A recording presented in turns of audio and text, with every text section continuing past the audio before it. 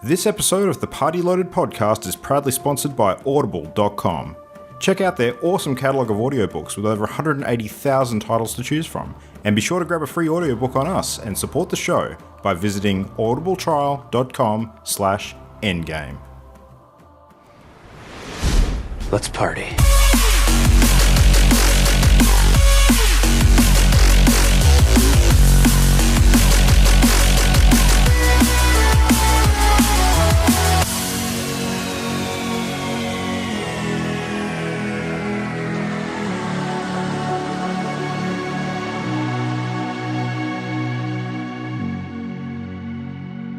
Hello everybody, it is Wednesday the 24th of May, which means that once again, this time of the week, you're hopefully listening to another episode of Party Loaded, because that's what we're giving to you tonight. So my name is Luke Retallick, we are here to chat video games as per usual. Good part of the crew here tonight, missing one, but we can still say hello to Ollie and Jam. G'day guys, what's going on? Hello! I'm not the missing one for once. You are not. You are not. As we explained last week, Mimo is off being studious, doing the adult thing. So we wish her all the best with her studies, and she'll be right back in the usual spot next week to chat about all the games that she's not been playing. She's been doing that.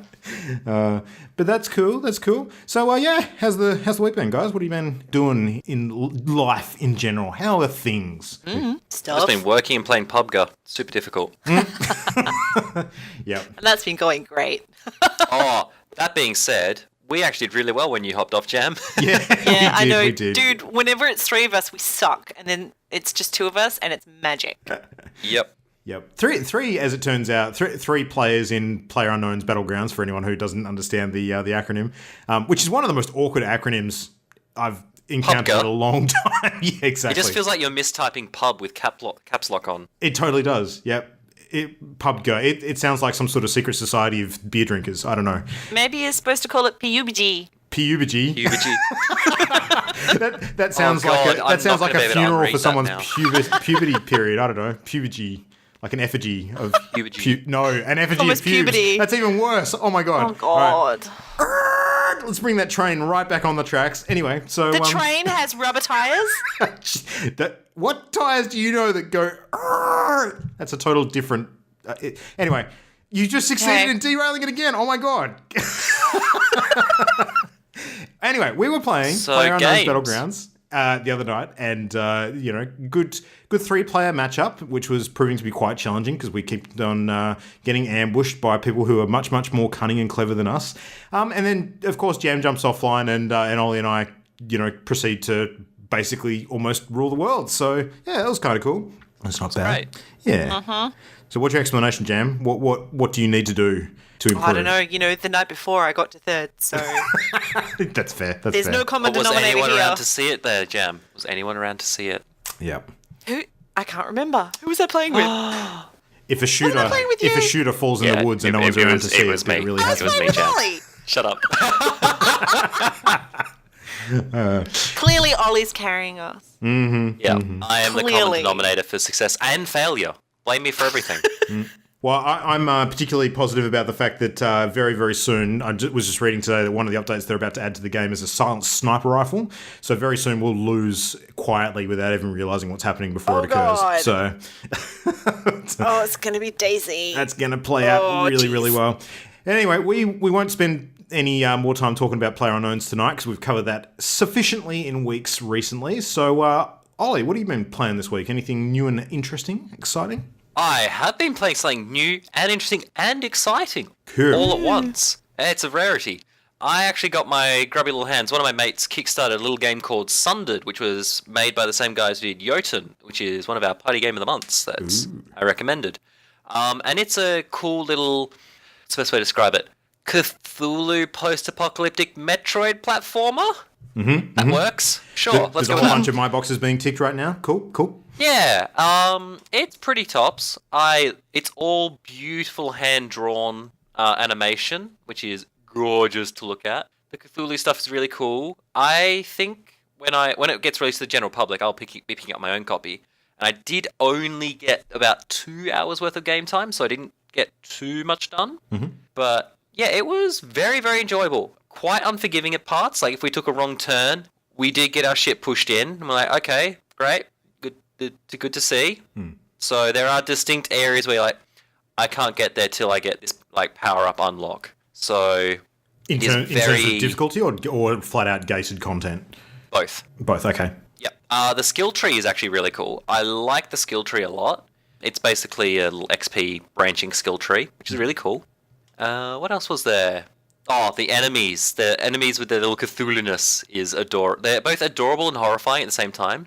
So I'm very partial to the Cthulhu mythos. So I was like, post-apocalyptic, tick. Cthulhu, you say, tick. Post-apocalyptic magic, you say, even better. So this game aesthetically ticks a lot of boxes for me. And then it had good gameplay to back it up. So I was very impressed with Sundered. So it doesn't often happen, but here's a recommendation. Buy Sundered when it comes out. Just do it. You'll thank me later. So any idea when the release is actually going to be? Is that something that you've looked at? Oh, it wasn't super far away. Hang on. Let me quickly Google and fill the air in the meantime. From memory, it was really, really, really soon. Like, it wasn't far away. July something. Well, because it's being given access to Kickstarter backers, that would indicate the game is, in its July final 2017 form. is when it gets released on Steam and PS4, apparently. Oh, sweet. That's not too far away. Cool. Yeah. So I got access to the Kickstarter beta, for what it's worth. So there will be fixes and stuff, so maybe it'll be even more of a steep learning curve. But for me, hands down, favourite part of that game is the really cool statues where you get power-ups from. The art style for them is amazing. Like, the whole game is amazing looking, but them in particular, I'm just there going, that's basically perfect. I want one of those 3D printed on my desk. Nice. Because they look amazing. So yeah, Sundered. Pick it up. I recommend. Sweet. Well, I also played a new little title this week, which I'm going to recommend very strongly to you, Ollie. I think you'll enjoy this one. So, a game that's actually been getting a fair bit of buzz in the last couple of weeks, and it didn't go unnoticed by me, so I jumped on and checked it out, even though it was sort of on my radar already, which is a little title called Dead Cells. So, Dead Cells is actually it's an early access game on Steam at the moment, and it's described as a roguelite Metroidvania action platformer. Now, I think the roguelite element of it is, definitely accurate, but when they describe it as Metroidvania, I think that's probably a little bit inaccurate. It's a lot more Castlevania than it is Metroid. So it's it definitely got that sort of platform, close combat style sort of running around and jumping and stuff, but it doesn't have the shooting as much as Metroid does, and it's definitely not a puzzle platformer in the same way as well. So if you enjoy the old if you enjoy the old Castlevania games of old, I should say, then you will probably find some stuff in this one to enjoy. So now it's really interesting. You're sort of exploring a large castle that is procedurally generated to an extent. It's not completely procedurally generated. There are some elements that I think are a little bit sort of locked in. It does change how they generate a little bit. So that each level you'll start to see familiar elements, but it is different enough that it's not the exact same run every time. So I think they've struck a good balance there. But you play this guy that has basically just risen from the dead in the very, very first sort of scene, and you're almost like a headless sort of undead creature of some capacity, but your head is actually made up of, best I can figure, some sort of necromantic mold.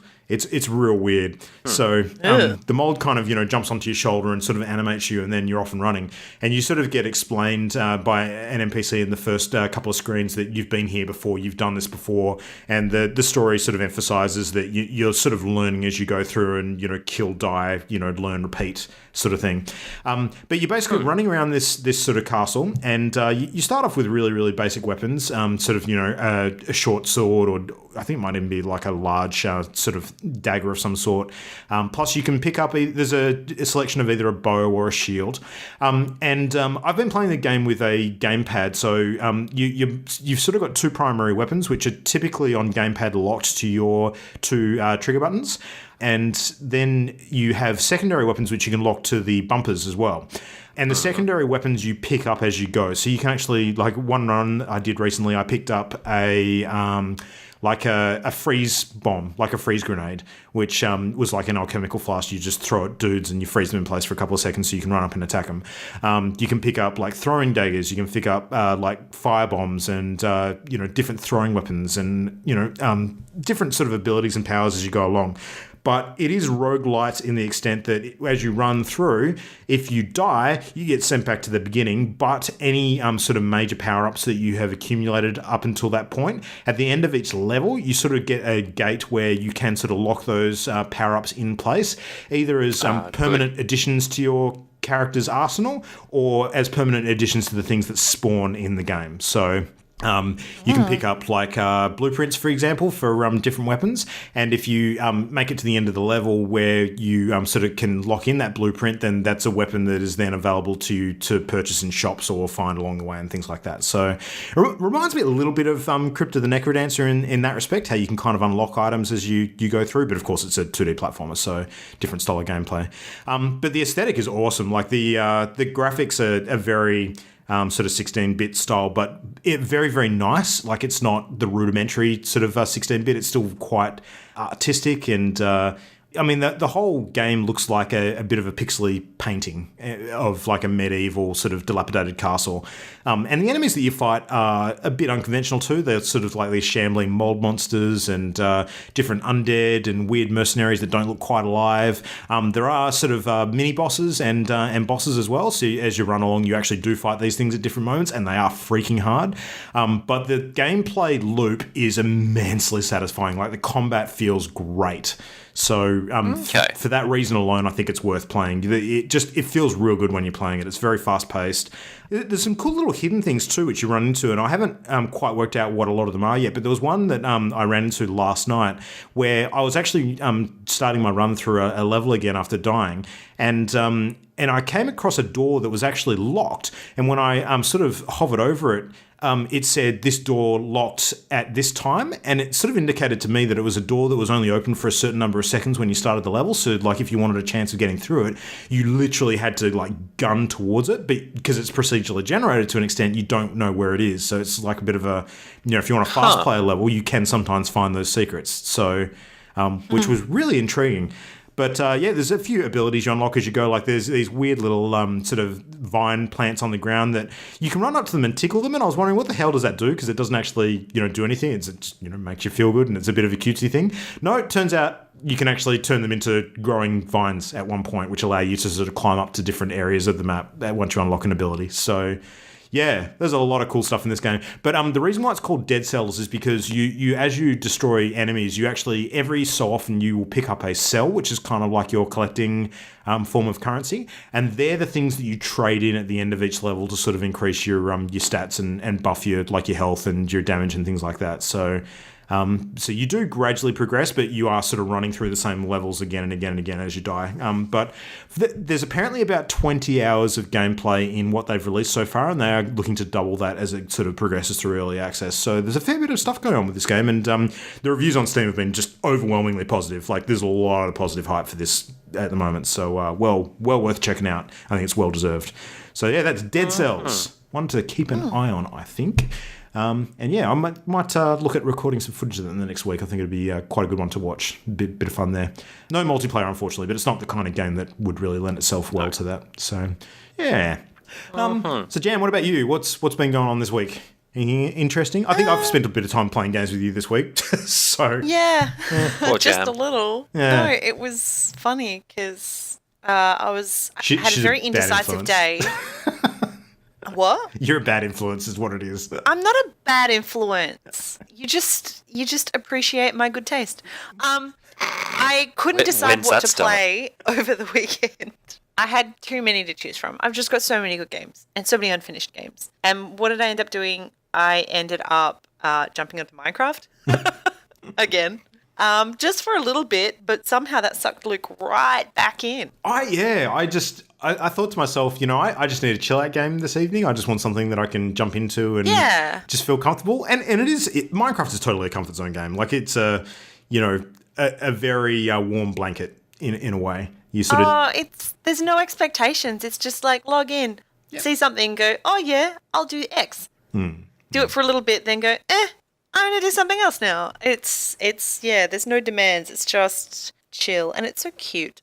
My interest in boredom in that game, I've discovered, sort of links directly to whether I actually have a decent build idea at any one given time. So if I struggle to think of what I want to build, then I sort of don't feel like logging in. But as soon as I've got a build idea, I just cannot stop playing the game until it is done, and that's kind of where I'm at the moment. I'm nearly the opposite. If I feel like I have to complete something, I'll be all, but that's not exactly what I want to do right now. I tend to jump on, see like a, I don't know, chunk of dirt, the side of a hill, and go, ooh, window would look nice there.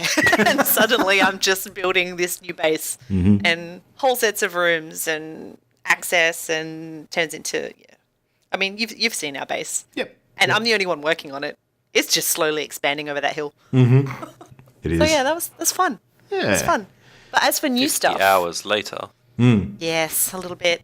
I got to spend some time today with the Overwatch anniversary event. Yes. You got to log on to pretty briefly. I did. Got one game in before we started. It's good fun. So 1 year anniversary for Overwatch. It unlocked in the last 24 hours, and there's just so much stuff. There's a bunch of new legendary skins, not for everyone. But I really love divas and soldiers. They're so cute. Bastions is also soldiers. Everyone's got a new dance emote. I've managed to unlock Farah's so far, which is this rocket guitar thing. It's fantastic. Just on those dance moves, before you go on, have you noticed how some of them actually link directly to various different other forms of media and memes that are out there? So, and there's traditional cultural stuff referenced in it too. And then there's just Soldier being awkward dad dance, which is great. It's so bad. Oh my God. And Reinhardt, he's dancing romantically with his hammer. It's amazing. It's so beautiful. I love it. Yeah. There's too much stuff. I'm going to have to play a bunch because I can't afford to buy all this stuff. So I need to unlock it. Well, apparently Divas is move for move exactly the same as like a Voltron dance scene in one of the Voltron shows, apparently. Yeah. Excellent. It's super weird. And Maze is from like an actual anime, so she's doing the same moves as one of them. Yeah. And Zarya's is apparently like an 80s exercise video. Yeah. Like direct take on that. Yeah, it's pretty fantastic. Is it bad that I'm watching Maze now and I may recognize that dance? I'm having a look. No, it's not familiar to me, but looks great. It suits me. I'm stay quiet because everyone who knows what that dance is from knows what show I've watched now. Oh, okay. In addition to those, there are 3 new arena maps. And, oh my gosh, I've forgotten the name of the... Black Forest is one of them because I immediately got hungry immediately upon playing on that one. No. So it's Necropolis, which looks like it connects to... What are those maps? I can't remember the name now. First Egyptian one. No, the ruins. No. Never mind. Don't know. Not Ilios. Castillo, which is connected to... Why can't I remember the name of any maps at the moment? No idea. It's just super cool.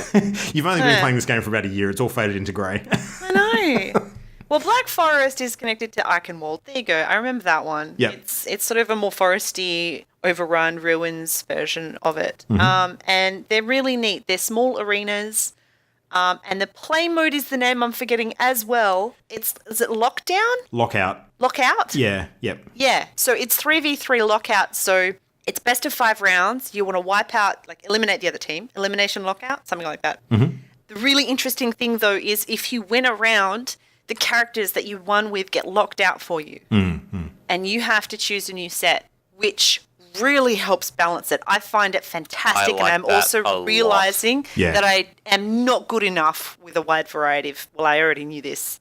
But if I lose my 3 mains, I'm suddenly... okay, I'm not going to be much help.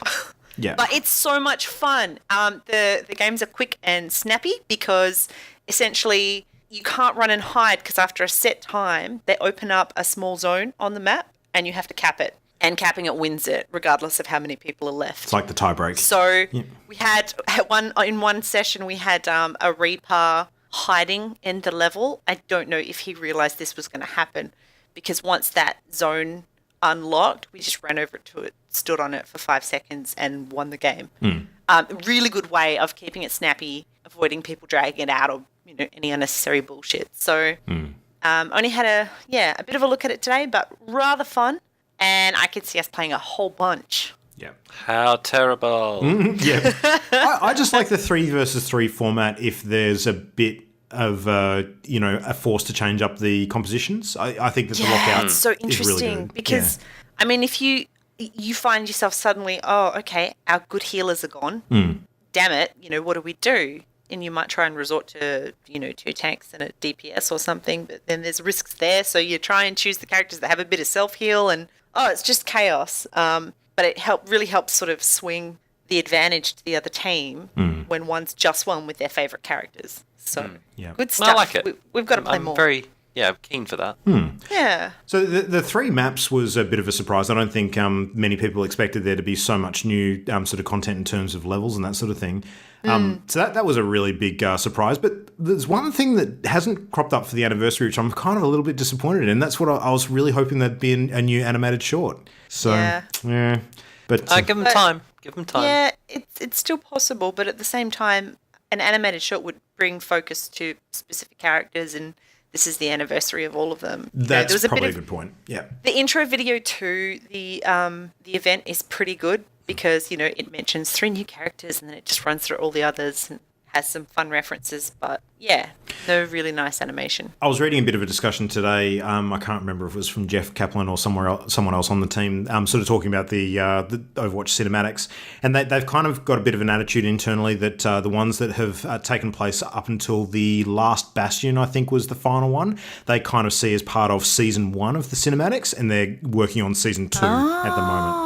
So there are a bunch of new ones coming, and they are looking at exploring other characters that haven't had any attention yet. Farah was mentioned by name, so she's going to possibly pop up in a video in the not-too-distant future. So, yeah. Interesting. Be very cool. See some of the characters we haven't seen a whole bunch of yet. So, would be And did you cool. see Lucio's new skin? He doesn't have dreadies. Oh, really? Yeah, it's really cool. What is this? It's jazzy. Sacrilege. It's amazing. I think it's great. Simo wasn't as impressed. No. Well, anyway, so bit of Overwatch news is a good sort of opportunity to charge on through some other news items. So not forgetting about Overwatch entirely, though, there is a bit going on with the Overwatch League stuff. So, Jam, you dug out an interesting piece today about the Overwatch Pro Minor League. What's going on with that? Yeah, well, a couple of weeks ago we were talking about how 4 teams had withdrawn from what everyone was considering the sole Overwatch Pro League.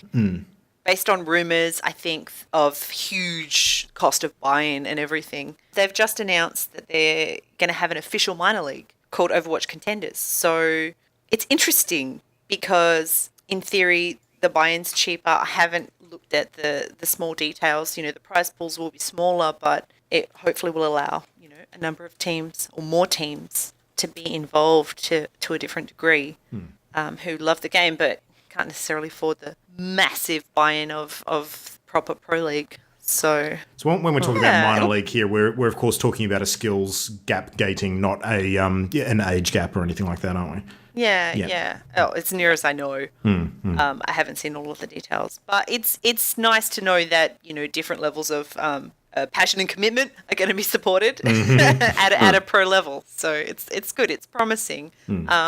Hopefully, if they announce more information about, all of the pro leagues, then we'll know more, how it's going to be supported by teams internationally. So, good stuff. Might be a good way for some of the esports organisations out there to kind of, whet their appetite for Overwatch competitive investment and see how they're going to go and maybe graduate up to the pro league if they're, seeing the benefit.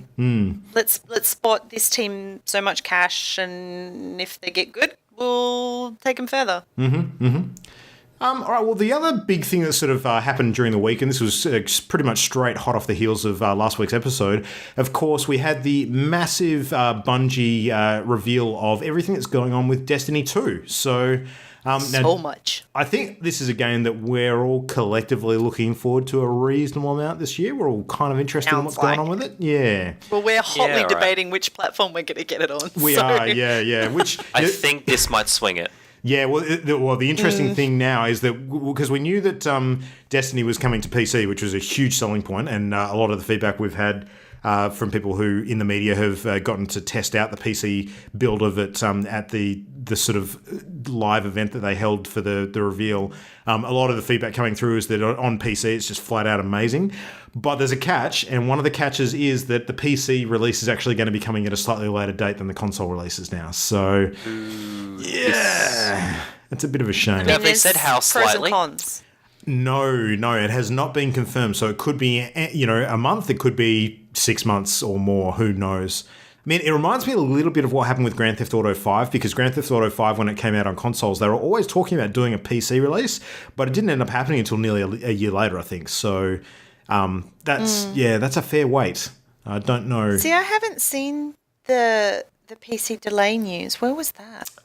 It was mentioned at the event itself, I believe, or came out shortly thereafter. So, okay. Yeah, haven't confirmed how delayed. It was interesting they said they're distributing it via Blizzard. Yeah. So and not Steam. That was a huge thing, and given that Destiny 2 is going to be the first non-Blizzard title, it's actually going to share the launcher with all the other Blizzard games, which incidentally, they actually used the name Battle.net during the presentation, even though they've actually changed it now from not being called that anymore. Wow. Yeah. I think that might have just been a mixed communication on the messaging. They've sort of come out after the fact and said, no, it's not Battle.net anymore, it's just the Blizzard launcher. But I think we all agree it's Battle.net to us, so yeah. Yeah. But yeah, it makes perfect sense because they've then not had to invest a whole bunch of resource into building a new launch platform for the game. But in terms of cross-pollination of game platforms and, the potential, sales that's going to give them of other Blizzard titles and Blizzard people coming over to Destiny, that's a pretty smart move. I mean, there seems to be this fairly common attitude that the Battle.net launcher is very, very good. A lot of people are a big fan of it. Whereas, when you're looking at EA Origin, people malign that system like fairly regularly. So, yeah. Another interesting thing is the PC version will be 60 FPS, whereas console's 30. PC Master Race. Which is a pro, but con, they're not going to have dedicated servers on PC, apparently. Yeah. Which, I don't know, in theory, so it's they such could a mixed change that bag. after the fact. Yeah. Possibly. But see, now it's like decisions, because we want to play with our whole group, but, if it goes PC, a few people will have to invest in new rigs, which is expensive. Yeah. But if we go PlayStation, you're dealing with lower FPS and possibly Just some won't people look not as pretty. going to PlayStation anyway. I don't know. Yeah. It's a tough call. Decisions. I really enjoyed the gameplay of Destiny 1 on PlayStation. I didn't have any problems with how it handled or anything like that. It was a very satisfying shooter. I played on Xbox, and it was great. Yeah. For all the, all of the shooters that are on gamepad as opposed to keyboard, I think this one was probably one of the better ones for sure.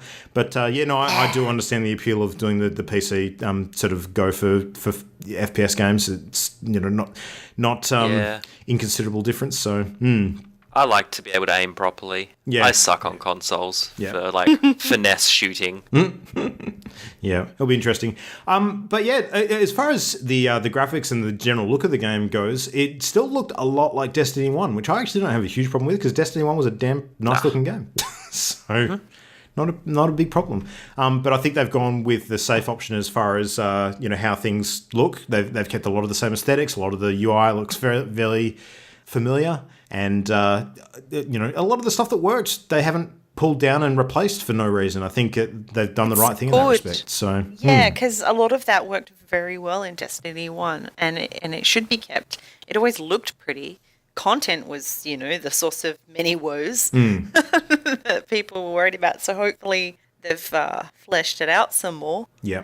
This time round, but we'll see. One of the things that Destiny was originally criticised massively for was the lack of in-game support for forming groups. So a lot of people actually had to go outside the game and resort to forums and other apps and things to actually coordinate groups to sort of go on the strikes and things like that.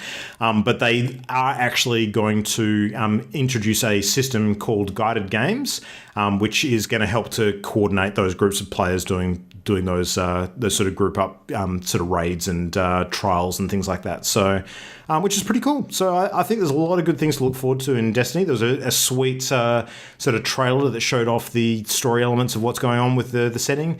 and pretty much looks like everything that existed before is getting destroyed in the opening act, and everybody's sort of fighting from a position of loss and sort of coming back, which is gives people an explanation as to why they're starting from scratch again, which is cool. But yeah, I'm looking forward to it. Looks really awesome. And Destiny is going to soak up a whole bunch of my time later in the year, I suspect. So I'm looking forward to doing it with you guys. That'll be cool. Yeah. All right, well, what else we got after Destiny? We got some big news about one of the other massively anticipated games later this year. Some sad news, but possibly some good news. I think Ollie and I are reading this as good news. So what's going on? So Red Dead Redemption 2 got delayed. Surprise! To 2018. But yeah, no one's surprised. No. Well, no one above the age of 12 is surprised. Apologies if you're 11. And yeah, it's not a bad thing necessarily. I think we all have the viewpoint of we'd rather they delay it and do a proper job on it than rush out a incomplete product. Yeah. So Absolutely. And I think Rockstar have the track record with this to deliver. Exactly. Yeah. GTA Online was delayed a lot and it turned out to be quite alright, it turns out. Still going. So hopefully that's a good sign, and then we end up with a really kick-ass Red Dead Redemption 2 that's not broken horribly, because they've actually taken the time to, fix all the bugs and iron out all the kinks. Sounds good. Interestingly enough, I don't know if you guys saw the news, that there's another online sort of MMO set in a Wild West setting that's been sort of getting a bit of press this last week or so, which a lot of people mistook for being Red Dead Redemption 2. As it turned out, it was sort of something else entirely. Oh. So, I don't know, maybe people will be able to scratch that itch if they need to before Red Dead Redemption 2 comes out. But there's been a couple of screenshots for Red Dead 2 sort of floating around, and apparently the map is out there of the setting. So we're going to start to see a bit more sort of coming in the next sort of 6 months or so. The cynic in me almost says that delaying it almost gives them an opportunity to do that slow tease a little bit better as well, and get people really, really excited and really, really sort of chomping at the bit for it. They don't need to do that. People are already keen. Yeah. Super keen. They don't need to, but they probably will. The screenshots are gorgeous. Some of the environments look so grandiose and just, can't wait. I want to be a cowboy. Nice. On the topic of sequels, another sequel announcement, we don't know specifically if it's a sequel, we'll see, that got confirmed during the week, which got me really, really excited because this was one of my favourite games of the last year. Apparently, Don't Nod, the creators of Life is Strange, are actually working on another Life is Strange title. But I hesitate to say sequel because they haven't actually said that it's going to be Life is Strange 2, and I think that they're being maybe clever with that and not confirming if it is a sequel or not, because and this is a tricky one to sort of talk around without spoiling anything for you guys, because I know that both of you haven't completed the original story. But the way Life is Strange ends is very much Mass Effect original trilogy-like, in that the ending is quite different depending on choices that you make.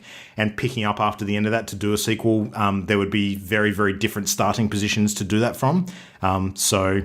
Interesting to see how that plays out. Like, I don't actually know that they could make a sequel without sort of pinpointing one of those endings as being like the canon ending. Okay. Yeah. I have a question then. Because you're more familiar with it, because I've only played up to the 3rd episode, I think. Yep. Can they set it in just the same universe with what I call a sideways protagonist? So not direct sequel or prequel, but side on in the story? There are definitely parallel in the story. There are definitely characters in the story that they could do that with. But the outcome again might be impacted by some of the choices you make, because they are fairly large impacts. I can't get too specific, but it is sort of, environment changing stuff as far as the setting goes. So, okay.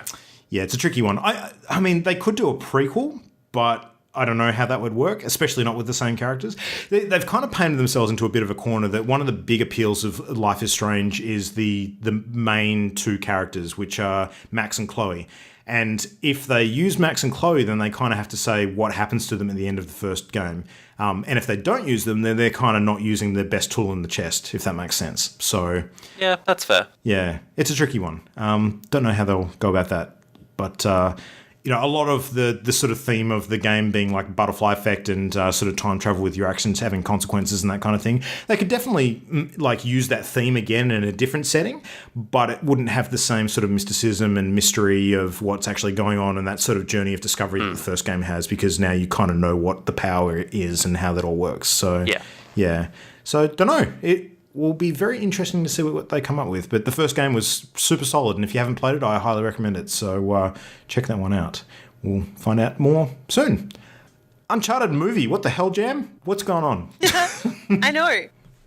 After all of the speculation years ago, they've actually cast someone. And interestingly, it's Spidey. They've cast Tom Holland to play a young Nathan Drake in the movie. So it's not going to be movies based on the actual storylines from the or directly from the video games. It's going to be more prequel. Now, I question that a little bit, because in Uncharted 4, you actually do play a certain number of levels of that game as young Nathan Drake. Yes. Yeah. So, In number 3 as well, I think. So, yeah, it's interesting, but perhaps they'll just be able to, I guess, Maybe they'll link it flesh to out that. his origin story. Yeah. It's, Or in between those segments. it's strange because there was just so much, arguing and back and forth about who to cast as Nathan Drake, adult Nathan Drake, yeah. for so long. And now it's just not even a question. Yeah. So, yeah, but things are moving forward. I just hope the script is good. Well, I get the impression that there's a bit of confusion around how much involvement the original creators of the game have with that script. It seems like it's being done a bit separately. So, yeah, don't know. Don't know how that's going to go. Hope not. Welcome to Hollywood. Yeah, pretty much. It's it just does go to show that there are certain, and I think this is the universal truth when it comes to video game movies and why so many of them don't work particularly well, is because there are certain stories that are best told by actually having the journey take place over a longer sort of interactive story as opposed to being crammed down into an hour or two. Yeah, it just doesn't work. I mean, people wonder why video game movies are, almost universally panned. It's because they're always set up to fail because of that. Don't know. We'll see. Interesting little snippet nonetheless. Now, just before we wrap up on the news, we wanted to do a quick update on something we mentioned last week. So the Checkpoint video series that is currently on Kickstarter for the video series focusing on mental health and how it relates to gaming. So we just wanted to sort of give a brief sort of touch base on how that's going. So the Kickstarter is progressing pretty well. Their goal was to raise, I think it was $55,000. Yep. Yep. Australian, yep. How are they going, Jam? Have you got the numbers in front of you? Yeah, they've reached nearly 43,000 at 55, which is great. But there's only 9 days to go, so jump on if you're keen to support this and help back this. It sounds like a really great project. Absolutely. Been getting a fair bit of attention over the last week. I saw that Kojima Productions was retweeting their stuff, so yep. Which is good. Good to see a video series on that. So by the time you listen to this episode, probably about a week to go. So do not delay. Get on there today. And there. All right. So main topic this week. We're going to talk about something a little different. And I guess it's, reasonably timely that Jam and I have jumped back into Minecraft this week because it kind of does link in a little bit. So, Jam, what are we talking tonight? Crafting systems in video games, which was, I don't know, when you suggested it, it sounded so daunting. It is a fairly big topic, as it turns out, because there's a lot of games these days that use crafting systems. But there's a lot of them that maybe have good ones and a lot of them Minecraft. that maybe don't. So, yeah. But I even since we started toying around with the idea of crafting systems, like you and I, especially Jam, had some really good discussions during the week about things that we found challenging or not great choices when it comes to how games have addressed different methods of crafting. So yeah. Well, it was interesting, but one thing I realised pretty early on, because I did a bit of reading to see, opinions online and whatnot, and it was interesting that occasionally some people confused or there were differences of opinion as to crafting versus customization, which is probably the first distinction you've got to make, because, at one point, when does it become customization? When you're just throwing a couple of things together to make something look better or give it a new perk versus gathering, collecting, managing. Yeah. I'll chime in. For me personally, I'd say customization is when you're modifying or adding to an item that already exists in game, whereas crafting is you are using a recipe and creating something from scratch. Yeah. You're combining multiple materials that aren't necessarily in-game items to make an in-game item. That makes sense. But see, the flip side is some games are capable of having a slightly more complex system to craft and add on to, say, a weapon. Like, I can't think of a specific game. Said the word example. craft, so boom, done. Yeah. Yeah, but it's not necessarily an item used in and of itself. It's a component of another. It's almost like drawing So, That's like, fine as there's- well, but that's... It's like you can drawing that line craft between a crafting and upgrading. material. Upgrading is kind of what it sounds like we're talking about there. So yeah. Yeah, I guess it's tricky, but we certainly, when we think of crafting systems, there's more to it than like plugging two things together. Yeah. Basically, oh, yes. as a I weapon wish it was that improvement. simple at times. And I think we'd all agree that in the last few years there's been a proliferation of the open world genre. Like there's open world, AAA games coming out every few months these days, and large open world games that seek to sort of fill that gameplay experience with enough granularity to kind of make it worthwhile. A lot of them incorporate some sort of crafting system to sort of fill out the world of items and consumables and things like that. So. Yeah, we've seen a bunch of them already this year that have had different sort of methods of crafting that we can talk about a little bit. So quite interesting. All right, where should we start first on talking about crafting? What kind of stuff do we want to dig into? Well, the very start, the first time you're introduced to it in game, like how do you learn? Tutorial or bloody manual, like reams of text on screen, wiki. or games, a wiki, or games that just don't give you a clue at all and let you just figure it out for yourself. That's there's a lot of variation. Yeah. So this reminds me a little bit of my experience with Breath of the Wild this year. So jumping into the new Zelda game, and it's not a super crafting heavy game, but there is one element in that game of crafting that caught me a little bit by surprise, which was that you have the cooking, where you just, you're picking up a lot of the ingredients that you pick up around the world, and you actually cook them to make food, which has various different buffs and abilities and things, which are almost essential to, actually playing through the game. But you can also, through cooking different non sort of edible items, like usually they're sort of monster parts like slime and horns and all sorts of bits like that. You can actually create like potions to give you different buffs without necessarily healing you like food does. But the thing that was common with all of that stuff is that there was no in-game sort of list of items. You just had to throw stuff together and work out what worked. So it was that huge sort of joy of exploration and trial and error. So Yeah, I like that. That's interesting. It's similar to potion making in Skyrim. You don't know what two components are going to produce until you throw them together and see what, primary or secondary characteristics they have. Yeah. And that makes sense. Like, I appreciate that. But the good thing with those sorts of systems is when it just gives you a slight introduction. Here's, say, the crafting table you need to use or the pot or whatever. And here's how you go about testing those components. There definitely needs to be something, like just a tiny bit of hand-holding, so you understand, here it is, here's what it can do, now you run with it. Which is good. Some games are not very good at letting you know that thing's there, that it exists, and that, you should have a crack. Yeah. But, yeah, a bit of a tutorial. Well, one of the ones that we talked about a fair bit during the week in regards to this was Minecraft, of course, because Minecraft is notorious for not really coming with, in-game recipes. But there's a really interesting divide between the different editions of Minecraft, because Minecraft Pocket Edition does have that, whereas regular so does Minecraft PC Xbox. doesn't. Yeah. So on PCs, you kind of, expected to look things up in a wiki or just go by trial and error. And to a certain extent, a lot of them is fairly intuitive. Like you wanted to make a ladder, for instance, you will lay sticks out on a grid that look like a ladder and it makes pieces of a ladder. So it's not that hard to wrap your head around. But there are some tricky items that you just would not work out otherwise. Like, Yeah. you want to build an ender chest? Yeah, good luck working that recipe out without looking it up.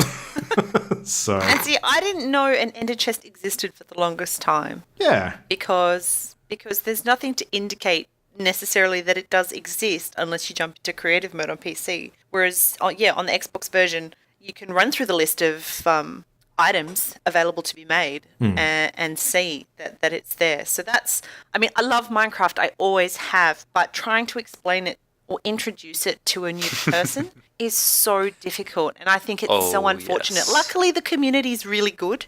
But imagine that person out there who's just trying to solo it.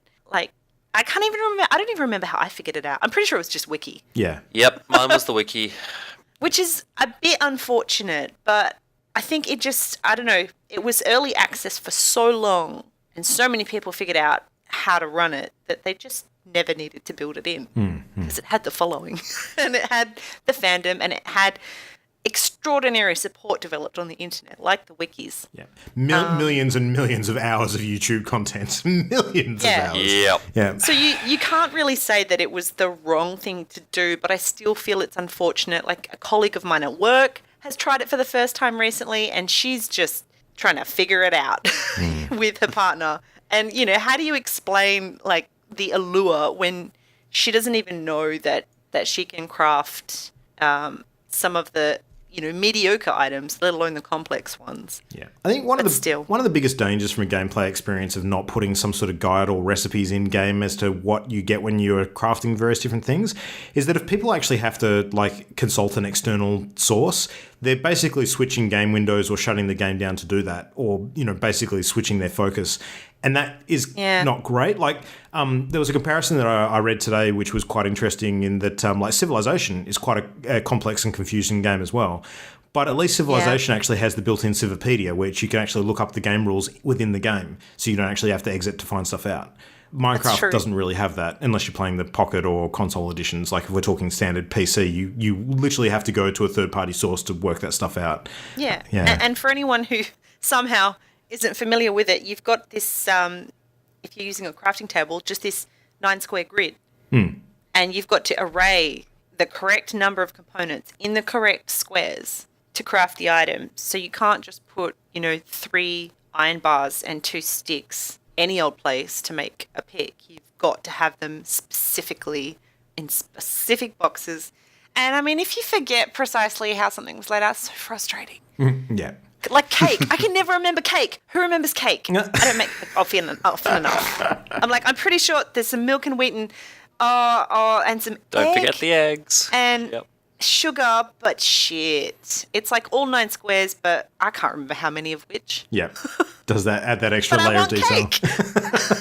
So I have to look it up on my phone. It's funny, actually. I think one of the reasons why the Zelda system of not having recipes works where the Minecraft system of not having recipes is not as good is because with the Zelda cooking, is you actually have quite a number of ways of reaching the same conclusion. Like, for instance, when you add meat to a dish with, you know, some basic vegetables, it often doesn't matter which vegetables or mushrooms and things you use. You'll get very, very similar meals, you know, no matter which combination of ingredients you combine, as long as you have a source of meat. That's similar to Don't Starve. Yeah, exactly. For the cooking. Like, you're not trying to craft specific items. You're trying to craft, like, rough general items that have particular status effects. Like, if you cook something with a pepper, you will get cold resistance. How much cold resistance you get changes on, you know, how much of each ingredient you sort of add. But it's only just changing duration values of that effect. It's not changing completely the dish altogether. So... I think because you can kind of fudge it a bit, it makes it a bit more intuitive and you don't have to have exact recipes for everything. Whereas, you know, in Minecraft, you kind of need exact knowledge of how to craft exact items. So, precisely. Yeah, which is interesting. Yeah. All right, well, Ollie, what's the next thing you consider when you're looking at crafting systems? All right, so the next thing I consider for me is the scaled crafting content versus just dumping it all on the player. So what we mean by this is essentially having a starting point of a limited pool of recipes, and either by creating the items in those recipes you unlock further ones, or by exploring through the world you discover recipes, or as you level up you inherently unlock higher levels of gear or items that you can craft, versus just going, here's every recipe in the game, enjoy. Yeah. Hop to it. And usually with the full dump ones, generally they'll have components with the higher level gear that you only are able to get later on in the game anyway, either by exploration to certain areas or by versing higher level enemies that will give you the bits that you need, essentially. So even then, with a full dump, there is some gating to it or scaling to it, but nowhere near as much as the more progressive crafting unlocks. And for what it's worth, I personally prefer the progressive unlock where it's like, here's a core group of recipes you can do. Oh, you explored the world. Have a cool thing in that little bunker that you discovered. There you go. That's a nice little... And it's a nice reward for exploring. Or like, oh, you defeated this super hard boss. He drops a cool recipe for a thing you can use made out of his guts and bones. That's pretty cool. Just stuff like that. I feel like it's a more rewarding experience when you find an unlock or you figured something out and you're like, yep, finally got this, so I can unlock this next recipe sort of thing. I much prefer that to just, here's everything. Yeah. I agree. And I prefer that sort of thing more to the scaling you get when you're leveling up a particular skill, like RuneScape or... Oh, I've lost it. Skyrim. Reboot. Oh my god, Reboot how do I Jam. forget Skyrim's name? Okay, so, trying to get to level 100 blacksmithing. Oh god, And daggers for days. Just buying up all the cheap shit all you can find to just sit in the smithy and smelt it. So much and daggers. then hammer it. And yeah, just that is a bit too grindy for me. That sounds like World of Warcraft sort of grinding Yeah. as well with the... It's a very Yeah, MMO sort of. style system, crafting. yeah. Yeah. It is. yeah. It's classic. But there are other games that just do it so much better. My personal favorite, Starbound. You get some introductory schematics that you can craft on a basic crafting table. And you can, if you gather slightly better resources, you can build slightly better iterations of those. But then as a reward for, completing some awesome exploratory missions to other planets and finding new ores, you can unlock a better table, which unlocks a whole realm of new stuff. And then also unlocks some new schematics through different components that you can get from drops from boss monsters. And even just finding them in chests. So more and more difficult worlds you get to, you get cooler stuff. But you can't succeed in, passing the difficult worlds unless you're crafting the cooler stuff. So it's so well balanced because it's tied into your progression in game and to the storyline, and it's just so cool. And there's such a huge variety, which I adore, especially in the cooking. I think I could do a whole show just about cooking in games. You probably could. Absolutely. Yeah. It's great. Like, it's so unnecessary. You really only need one kind of food, but they've got so many different recipes for fun stuff. You can wrap a banana in bacon. Like, it's awesome. It does sound pretty good, actually. No, the Starbound system I might is, vom if I do that. is very cool. Yeah. No, the stuff that you guys are talking about with regards to obtaining recipes and that kind of thing, that really what developers are trying to do when that's the structure is just prevent you from getting end game really powerful items too early on. Yeah. Yeah. I think the other And common... if that's important, it's good. Yeah, absolutely. Like, it helps balance the game. Well, the other common way of preventing you from doing that, of course, is just making the resources you need for the crafting scarce, like some of the harder to Yes. get, items that are actually, crafting materials.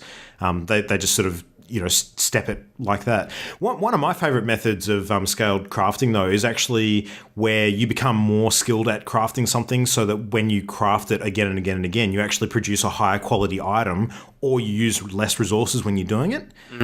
So that can be quite good.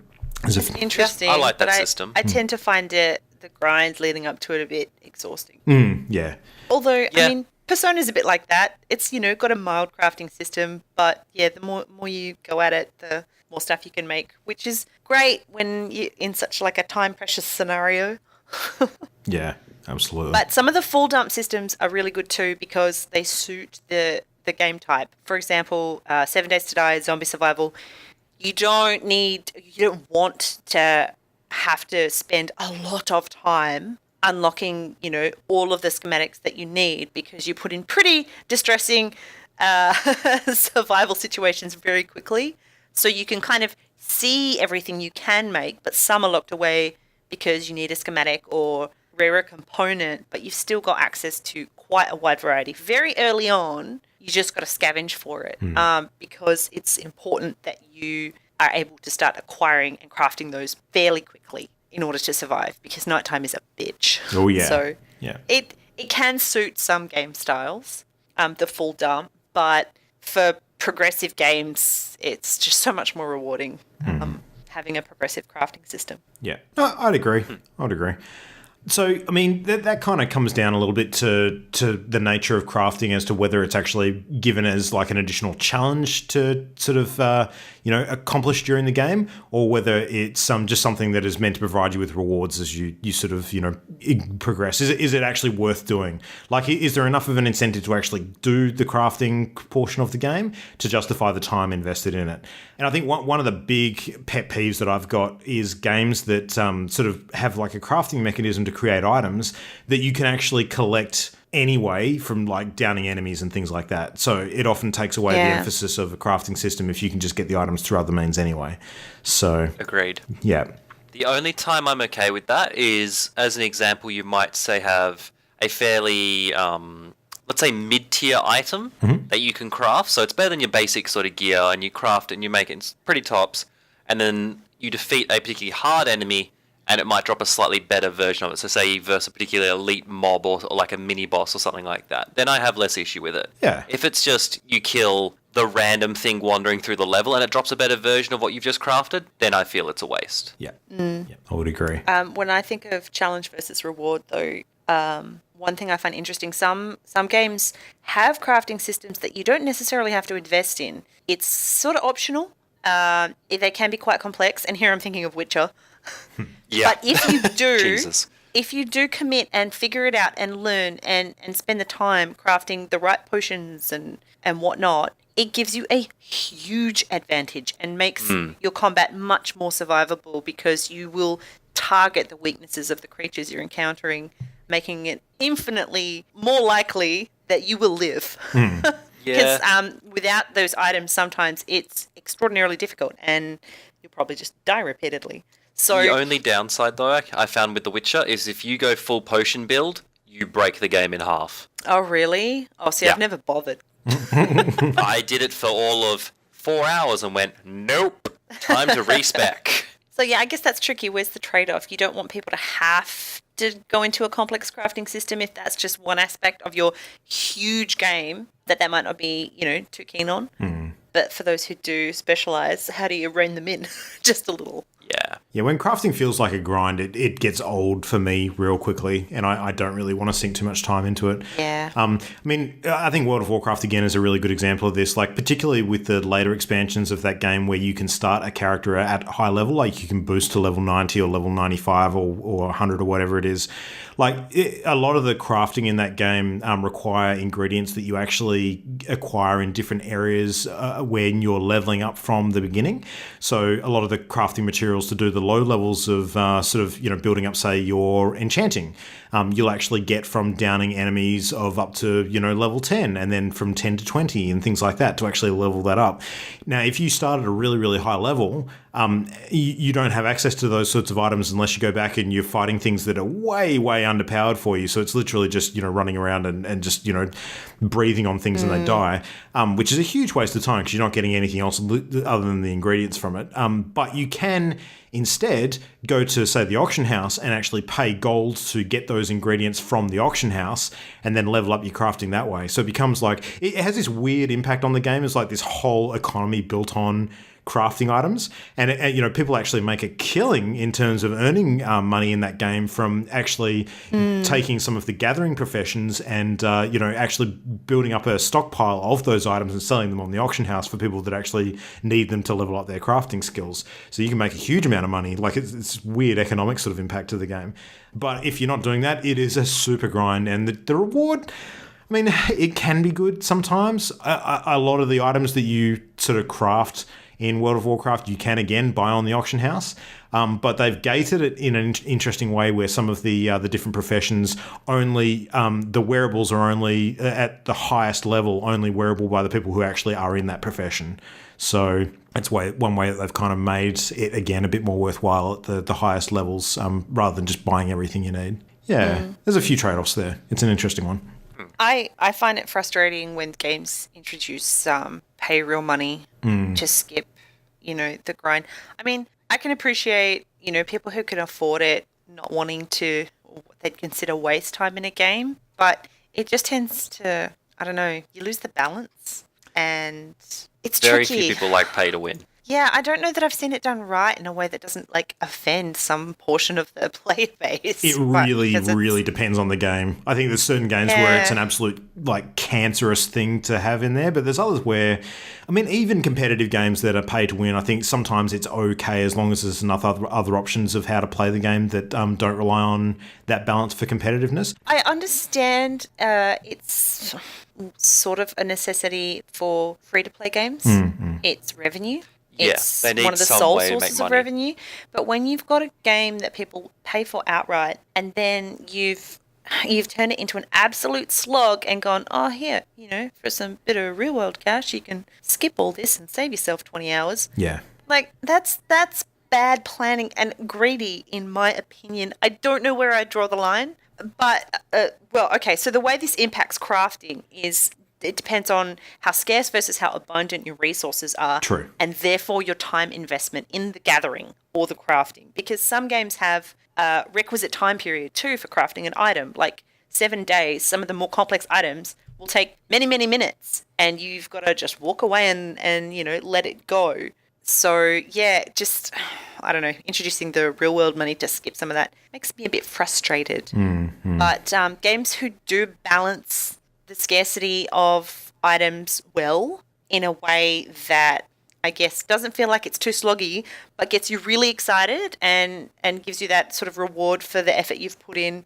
Yeah, I don't know. That seems like a fine line too. That'd be really hard to build. I don't think it's too much of an see issue why for a you lot need of games betas. because that grinding, not everybody finds that fun. Like some people love the grind, some people would be happy to pay a bit of money to avoid the grind, and that's kind of their decision. As long as everybody has access to the same end point, I don't mind too much unless there's a huge sort of imbalance between those two options. It depends, I guess. Random number generator sometimes. Like, okay, so Horizon Zero Dawn. Say there's an item at the merchant or something you want to construct that requires like a rare piece from a very, very difficult robot. Suddenly, you're required to fight it, and if the drop is low, the drop rate's low, you could just have horrible luck and spend a lot of time on that. I don't know. Yeah. But then the fish flip bonus. side of that, the flip side of that though is when you finally get that thing and you get your item, the payoff is potentially more worth it. You can be like, "Yep, I've earned this. I've done this Absolutely. hard time." So there is the trade-off component of that. I don't mind a challenge. I like it when things get more progressively difficult because then there is that sense of accomplishment. It's just balance. It all comes down to balance for me. Like there will be a point where I'll just say nope and give We up. out. Yeah. Yeah.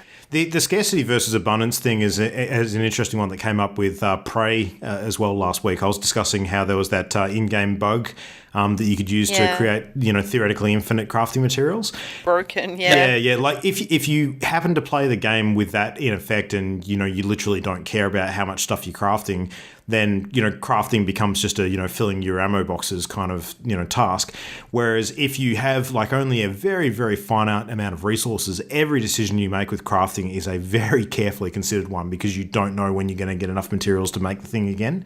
So you're conserving everything, and you will go out of your way to try and find those items to give you an edge when it comes to crafting your next upgrade or ammo or health pack or anything like that. So it does massively change the way you play, depending on how abundant those crafting resources are, for sure.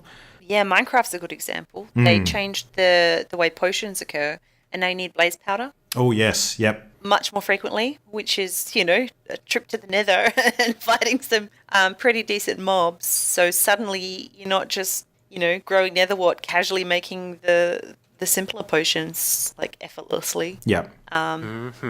It's interesting to see how it changes when things get rebalanced through patches. Yeah, absolutely. Well, the one thing we haven't sort of mentioned yet, which I think is pretty critical when it comes to crafting systems, because crafting systems are often, got a few layers of complication depending on what they've chosen to go with in various different games, and you have to find ways to communicate that and sort of display that to players. So, let's talk about inventory management and how that sort of looks in a game, and maybe the UI for crafting, how that actually sort of comes into play. So important. Yeah, massively important. You don't want to be navigating through screen after screen after screen trying to find the information that you need to craft something. Like a personal pet peeve of mine from recent history is Mass Effect Andromeda because, man, they split that crafting system up into two completely separate categories. You had your research category where you're basically crafting your schematics, and then you had your development category, which is basically building the items, sort of using resources of those schematics.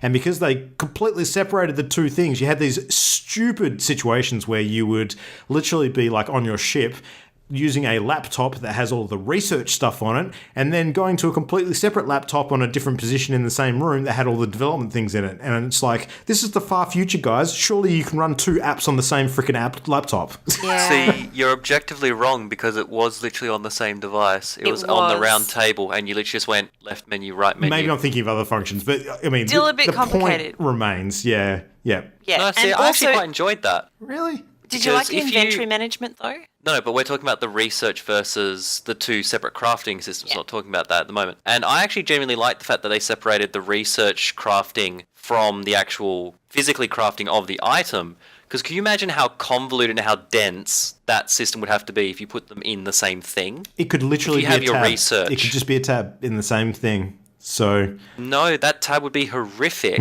because you have all those options for every so your multiple armors, your multiple mods, your multiple weapons. So then to be able to research it as I don't see how. Well, actually, I know exactly how you could do it, and there's actually a very simple system now that I'm actually putting some thought into it, where you just go, here's the research thing, can I craft it? Yes, no. But as it stood in the game, I had no issues with it. I don't see why it was a source of contempt or frustration. Could it have been done better? Yes, completely. But everything in almost every game ever can be. I find the whole inventory management frustrating in Andromeda. Yes. It's No, just I'll a agree dog's there. breakfast. Like, oh, It here was you've Mass got Effect 1 some, all over again. Yeah, you've got some tabs, but then you've got some sort of sub-tabs. And then if you go through those and scroll down, you might have, oh, God. I What was can't the even remember. sub-tabs? I I thought just, it was just the wheel, wasn't it? I think so. I don't know. I remember It being was able just a to wheel. scroll across something along the top, but then having some little other things you could jump across between at some point. It's too I long think you since might I've be played thinking it. of the power-ups, not the actual inventory. Anyway, I found it complicated, and it was not simplistic enough. Oh, look, some people find contents pages complicated. Who am I to judge? Was that aimed at me? I thought it could have been done better. Whereas other games, well, see, Horizon Zero Dawn is another one. I know they've patched in some improvements, but the way they'd sorted the inventory management for the crafting components, it was all over the place. You couldn't really reorder them, I don't think, from memory. Yeah, you I could. couldn't find a way to reorder them. Really? Yeah. Oh, okay. Maybe I was only looking at it through the shop UI. And then you could Cursory only glance jam try and strikes sell. again. Well, yeah, but also you could only sell like one item at a time. Yeah, that was one that They fixed that. They fixed. I They know. patched it, so it is much better know. now. Yeah, but Yeah, it just shows though, like it's good when it's done right. yeah, When people don't have those frustrations, when you've got something that's just intuitively clever and well but briefly explained, it really adds to the enjoyment of the crafting system in games because it means you're more focused on the result, and what's your next goal and what do you have to grab, collect, find, mine, whatever, for that next cool thing you want to make. Instead of going, which tab did I have to look to find this thing again? Ugh. One thing that Horizon did very well with its sort of crafting UI, though, was that you didn't actually have to go to set locations to craft things. Like, you didn't need to have a Yeah. crafting bench. You could just do it on the go. Yeah, resourceful. Yeah. Much. Yeah. Go Aloy. Which fits the theme perfectly because you're trying to survive out in the wild, of course. And, Yeah. Minecraft does this to a lesser extent too because you do have a 4-square crafting grid on you at all times. If you want to craft more complicated 9-square items, then you need a crafting table. But, you can literally, build a crafting table on the go and just plonk it down and go right there and then. So, yeah. But see, the flip side of that is when games put or make time a precious resource to you. Yeah. Because Aloy, I would be in a fight with a huge robot mid-jump and craft 60 arrows. I was about to Like- ask you guys this question. Yeah, and that felt a bit cheap to me. I really appreciated it because holy crap, did I go through some of my items. Yeah. But it's like you're just sticking your hand up and saying, excuse me, Mr. Giant Robot Beast, just hold off for a second. I'm just going to fletch these sticks. Pause. It's a bit, I don't know, it just drew me out of the game just a little. Whereas other games, not only do you have to dedicate time to acquiring all of the components, but then the crafting itself requires time to pass. Sure. So, there's this, you've got to plan carefully, time your things carefully because you want X to happen before Y so that you can craft Z. It's interesting how different games approach it. Okay, can I do a question? Yeah.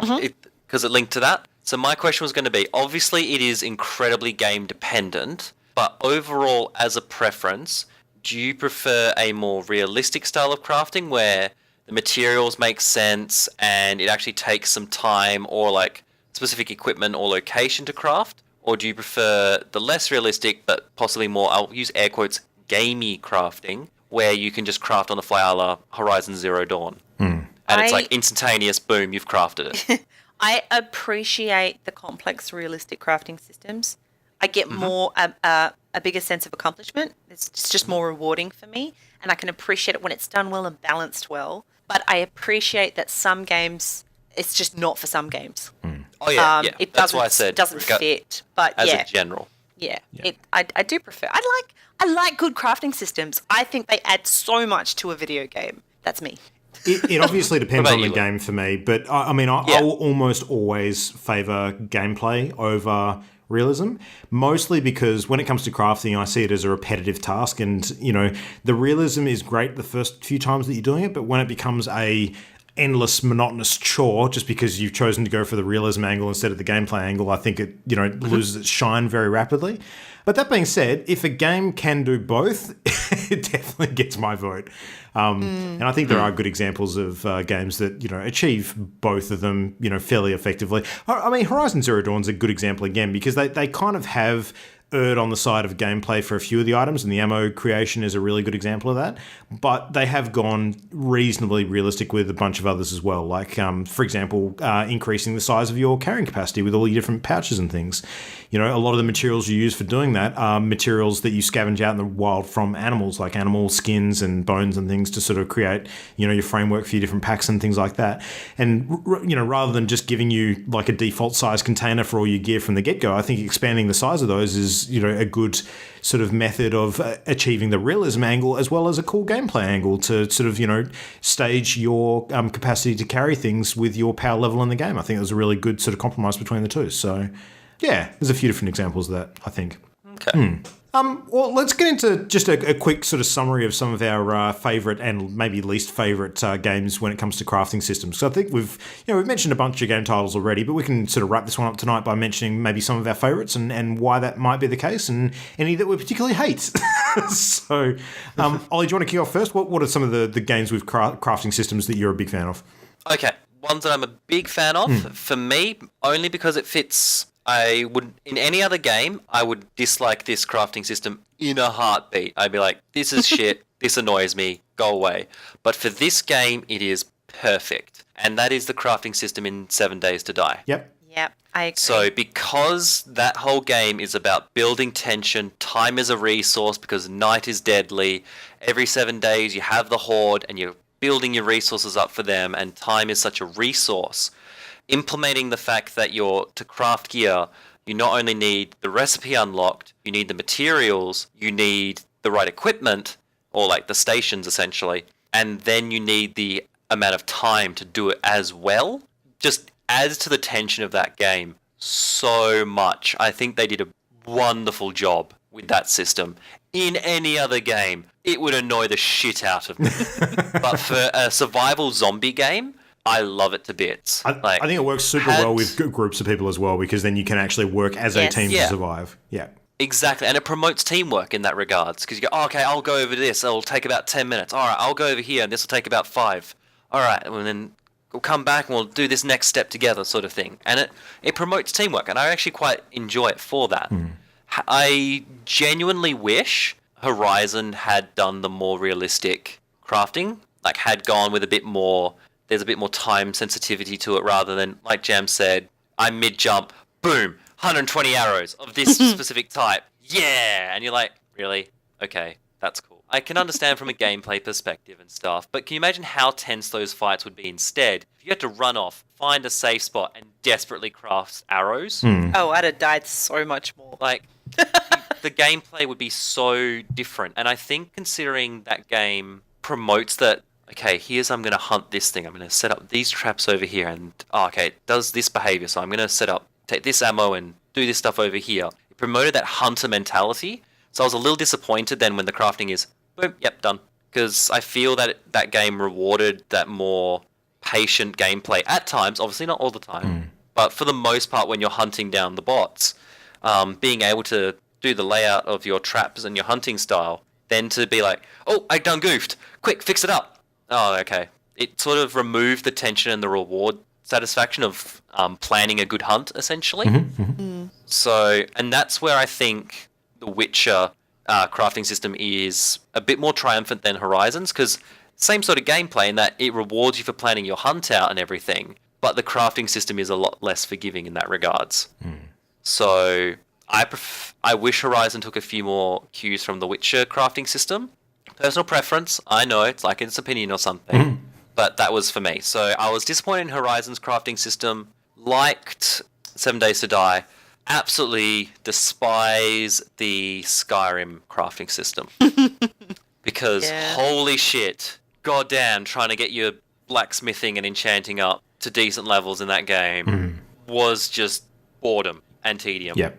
And before people go, it breaks the game if you put it too high. No, this is me just trying to get decent shit to make that I don't have to spend 5 million gold trying to buy. So I'm not saying I waited there and just went, yep, 100 blacksmithing, 100 enchanting, boom, overpowered enchanted Daedric armor, let's do this. Not what I'm saying, but to get to even just, like, low-level gear, very easy to get to, not a problem at all. But to get to those higher levels of crafting, which you need decent level gear in that game at some point, and it doesn't always drop, and it's not always available in vendors, so one of the ways to do it is by blacksmithing and enchanting, and you need to get those levels up, and it's so grindy. So grindy. So I would almost be prepared to say that I'm just not a fan of crafting in open world Bethesda games. Yes. Period. I would agree with that, Yep. actually. I would agree with that. Fallout 4 was pretty bad as well. Like, So, okay, even though it's my opinion, it's my segment, I want you to explain this, because I'm trying to remember the Fallout 4 crafting system, and as far as I can recall, it was literally, do you have the recipe? Yes, no. You find recipes around the place, and then do you have the stuff? Yes, no, boom, you can make it. okay, so Am I wrong there, or am I misremembering? no, that's mostly right. But there's two big things that really are a downer for me when it comes to Fallout's crafting system, and one of them actually affects The Witcher too. I'm not a huge fan of the crafting system in The Witcher for one of these reasons as well.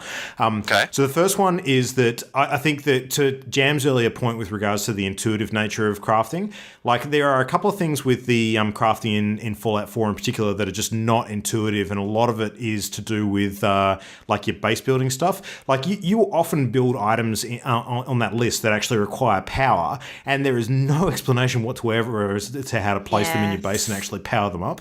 It's just really frustrating to try and work that out, like actually connecting cables and that kind of weird janky stuff to it. Yeah, which is not great. I forgot about the base building. Yeah. Which, I mean, you can ignore that part of the game to a certain extent, but I basically did. Yeah, but again, that's a good indicator of maybe not a great crafting system if it's something that doesn't have enough of an impact in the game that you can just ignore it wholesale. I mean, why bother? So, I just didn't like that aspect of the game. Yeah, that's all. yeah. Sorry.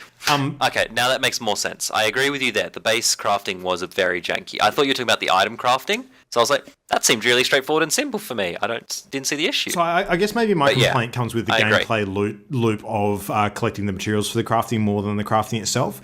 Like I find that Fallout and The Witcher 3 were real bad for just dumping the entire inventory of the world on you, no matter where you go. And you spend a lot of time gathering useless crap that may or may not actually be useful.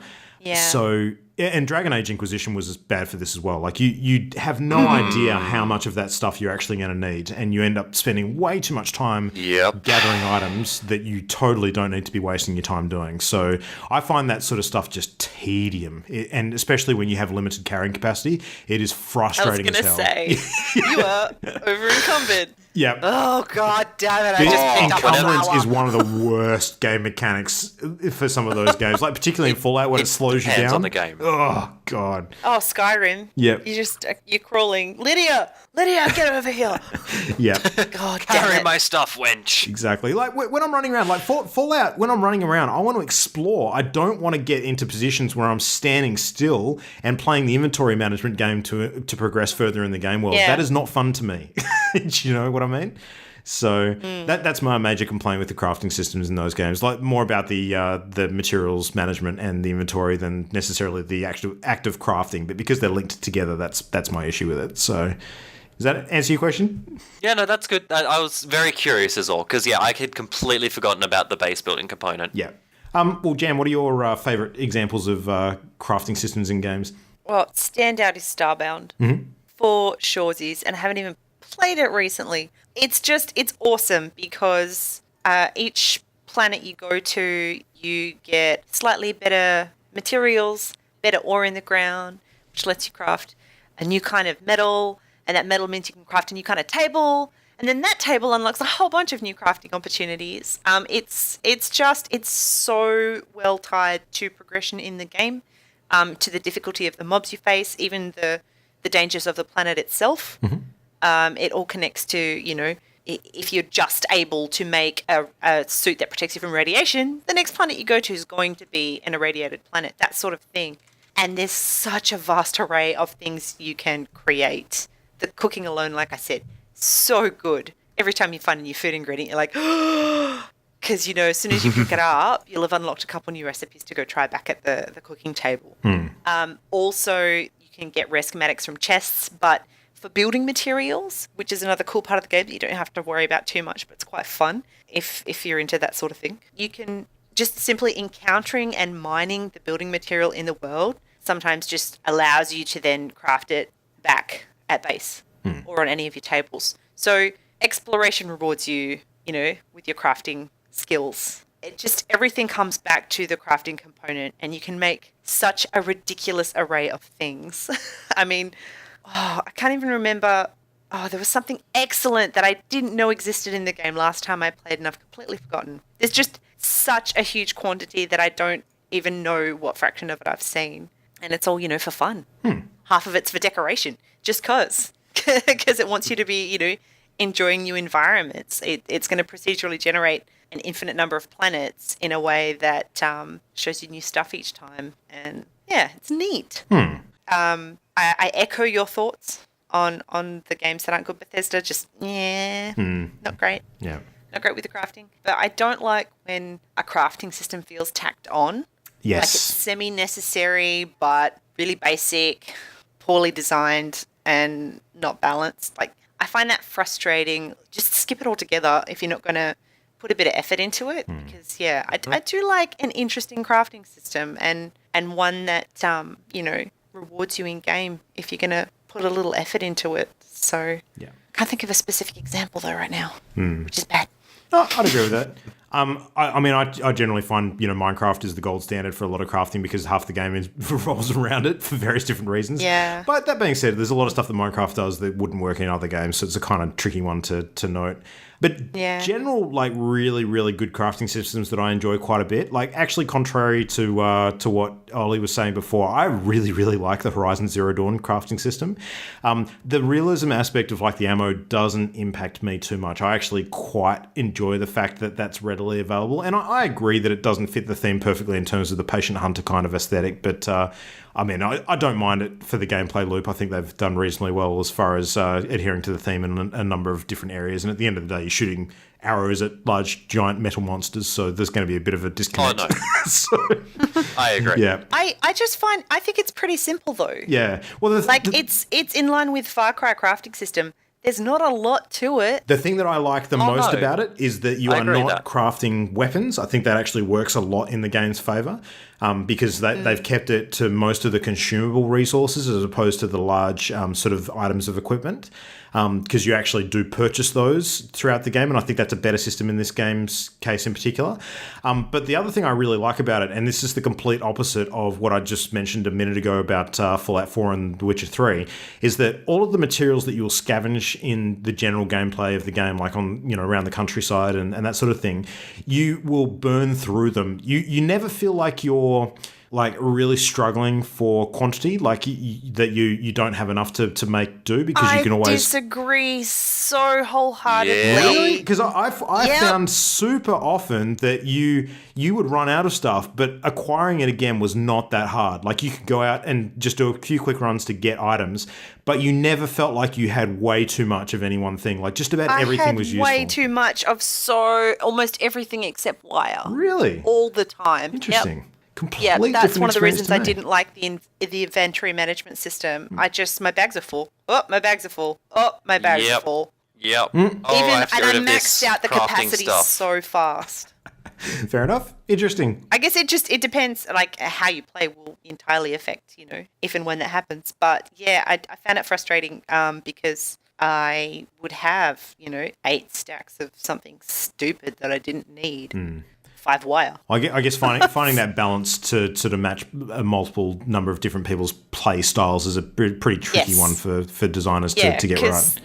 the weapon and ammo of choice that you prefer will influence what resources you yeah. go Oh, through definitely, and yeah. therefore what you end up excess with. But yeah, I had a different experience with Horizon Zero Dawn's crafting and inventory than you did. But that's fine. Another one that was a little similar to that I enjoyed quite a great deal as well was the crafting system in The Last of Us.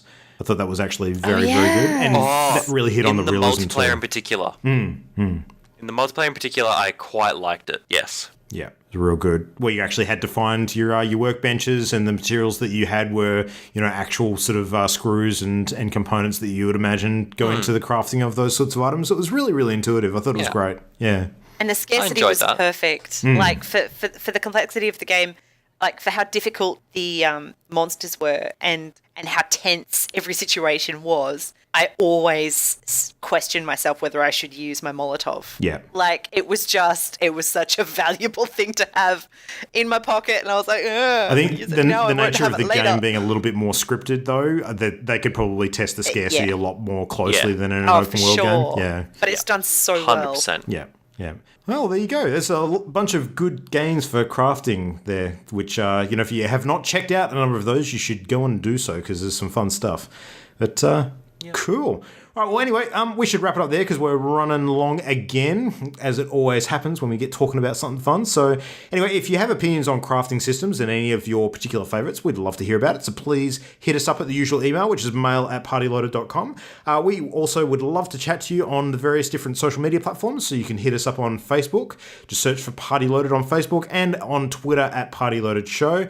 If you are listening to the show on iTunes, something you could just spend a moment doing, which we would appreciate a massive deal, would be just hopping onto iTunes and leaving us a quick review. So if you enjoy the show, leaving us a positive review there actually helps us a lot in getting noticed on that platform, and we would love you for eternity if you take the time to do that.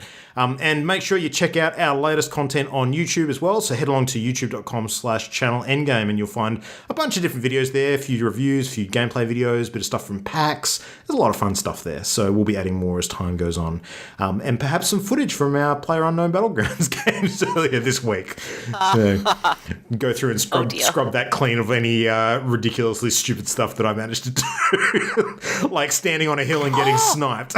I remember now that the game we got to third place was when Luke died at the start. Not forgotten. Yeah, I probably deserved that for that game. That was a shocking showing for me. I was also some bad luck, but yeah. Yep.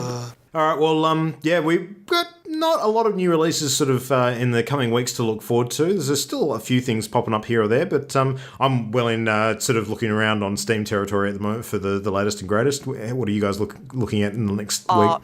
E3's gonna just be full of news and whatnot. I think it's gonna be a bit quiet for the next couple of weeks, but then there'll be this flurry of activity and dates announced and trailers and fun stuff. Be good. And Ollie, what are you up to? Some PUBG and some Overwatch. I'm a simple man to please right now. I should actually really pick up Prey at some point as well, I guess. Yeah. You know, that little game. Speaking of which, I actually managed to finish it today. Hey, so how long was it overall, would you guesstimate? I probably took a bit longer because I tried to complete almost all of the quests. I didn't get all of them because... As you do? Yeah, like there's a number of quests that actually rely on you rescuing people before they get killed. And they actually give you additional quests if you manage to save them. And saving all of them is really freaking hard. So I undoubtedly missed a bunch of them. But... yeah, like there's different endings for the game, and there is one that's available to you a lot earlier than the other ones, which is kind of, I look at it as like the trap ending. It's kind of the, it's almost like, when you go to a hedge maze and sometimes you get the easy way out door that's available halfway through the maze. It's kind of like that. So there's a choice that you have to make. Yeah. But yeah, the way the story's panned out and the decisions you make towards the end are very, very happy about them. And you question a lot in the beginning of the game and you think you've worked things out, and then towards the end you question everything again and you're like, I thought I knew what was going on. I totally didn't. So yeah, it's good like that. It mixes things up convincingly. Still highly recommend. I think that the game is very, very fun and really, really hard when it comes to the crafting system with the resource management, because the scarcity, if you are not using a game-breaking bug, is real good. So you need to conserve your stuff super, super long into the game, and getting into some challenging fights with just a wrench to bash them with is something that you find yourself doing quite a bit. So yeah, would recommend. Still is good fun. But yeah, I mean, I suspected, Ollie, that with you having packed away Outlast 2, you'd probably be ready to move on to your next larger sort of game of some nature. So yeah. Yep. Something like that. I think you probably want to budget about 30 to 40 hours for this one, but you might get it done quicker depending on how you play. So. I'm a lot less explorer than you. I'm all about that story. Yep. I mean, you do get a lot more of that story with the exploring in this game, though. That's the kind of trade-off. So. God damn it! Just get Persona 5, man. Great story. Casual 100 hours, no problem. Get behind me, Satan. Yeah. Anyway, speaking of a good casual 100 hours or so, I'm going to log off and go play some Minecraft. So, you want to join me, Jen? Jesus Christ. I don't know. I'm considering it. Yep. All right, well... Oh, God. Anyway... Don't encourage it. Back into that hole, and we'll enjoy ourselves. Thanks, everybody, for listening. Oh, we'll chat to you phrasing. again next week. But for now, night-night. Bye. Bye. The Party Loaded podcast is a Channel Endgame production. For this and more great gaming content, bookmark channelendgame.com.